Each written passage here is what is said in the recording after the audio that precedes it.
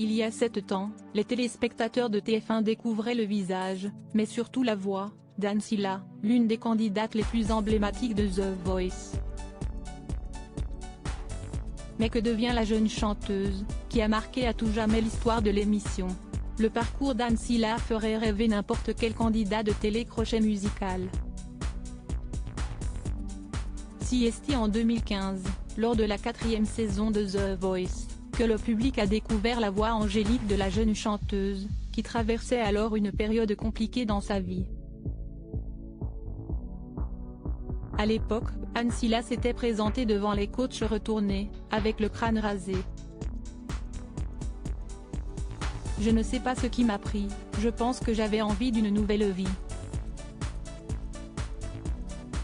Chez les Indiens, la longueur des cheveux correspond à la somme des souvenirs gardés. Moi, j'avais connu des ennuis de santé, mes projets piétinaient, il fallait que je me libère pour aller de l'avant, avait-elle confié dans les colonnes du JDD. Dans l'émission 50 Inside, de Nikos Aliagas, Ancilla s'était épanchée sur l'événement personnel qui l'avait fragilisée, juste avant de passer sa première audition à l'aveugle. En fait, la personne dont j'étais très amoureuse a fait une bouffée délirante. Et m'a donné des coups de couteau.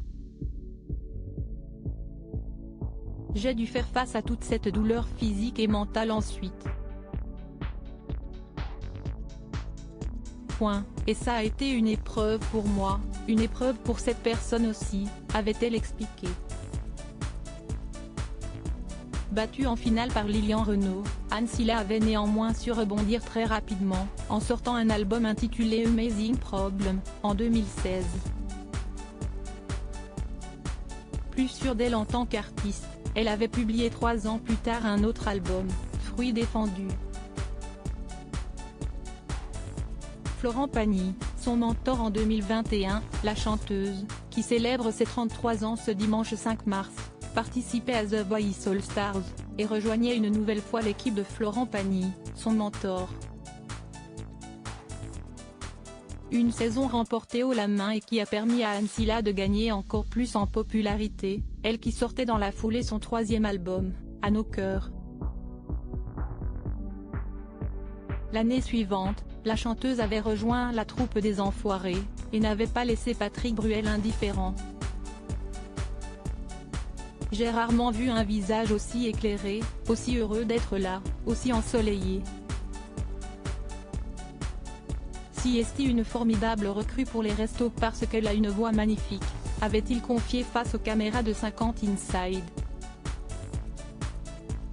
Celle qui a joué le rôle de Marie dans la comédie musicale de Pascal Obispo Jésus, de Nazareth à Jérusalem, et qui a également prêté sa voix à Nala dans la version live-action du Roi Lion, a écumé les routes ces derniers mois dans le cadre de sa tournée, après avoir sorti son album Madeleine.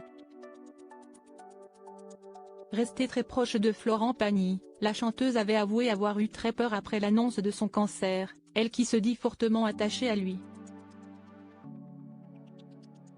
Du côté de sa vie personnelle, après une histoire d'amour très compliquée et douloureuse, Ancilla coule désormais des jours heureux avec un artiste dont elle n'a pas dévoilé l'identité.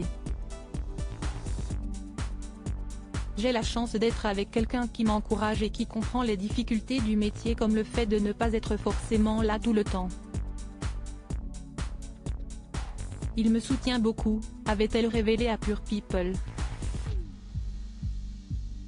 Pas de doute, la vie sourit désormais à Ancilla.